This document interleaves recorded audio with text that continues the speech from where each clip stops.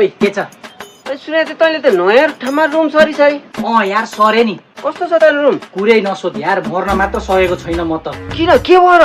त्यो फ्ल्याटमा म मात्र एउटा केटा हो, अरू 3टा रुममा केटीहरू बस्छन्। हो र? कस्तो डर लाग्छ मलाई। किन फसाउँछन् कि भनेर? होइन नि, अनि खाली मेरो रुममा आउँछन् फिलिङ लोन्ली भन्दै, अनि बेडमा आएर सँगै सुत्छन्। कुकुरको डर मुला। घरबेटीले थाहा पायो भने मार्दैन मुला। मुख देखाउन लाज लाग्छ अचेल मलाई। अनि के काम बिगारिस र? काम बिगारेको होइन। अनि उधारो बिहान काम गर्न जाँदाखेरि एउटीले निधारमा एउटीले गालामा किस गर्दै जान्छन्। अनि लिपस्टिकको दामै दाम लागेपछि मुख देखाउन लाज लाग्दैन भन् त? यता कति लिपस्टिकको दाम अझै होला हेर त। हुन त तैँले के चिन्लास् लिपस्टिकको दाम?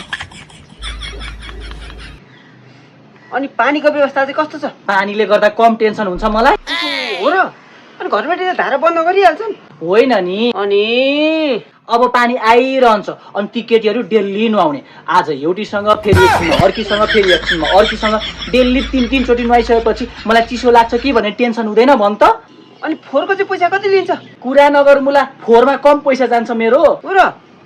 घरबेटीले गरेर हो कि क्या हो? घरबेटीले गरेर होइन। अनि बुझ्न मुला, अब 3टा केटी छन्, सेफ्टी चाहियो। एउटीलाई काँडावाला चाहिन्छ 3 प्याकेट, अर्कीलाई उहाँ स्ट्रबेरी फ्लेभर चाहिन्छ 4 प्याकेट, अर्कीको फेरि अर्कै फ्लेभर छ फेरि 4 प्याकेट।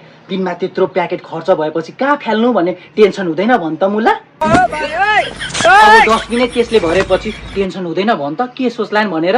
म जान्छु ल। तेरो साथी यस्तो पीडामा छ अनि तँ चाहिँ छोडेर जान्छेस्? भगवानले तेरो जस्तो पीडा त मलाई पनि दिउन् न हौ। आमा गो। ओइ सुन्न, तँ त एउटा छस् मेरो पीडा सुनिदिने। मलाई सुन्नु छैन।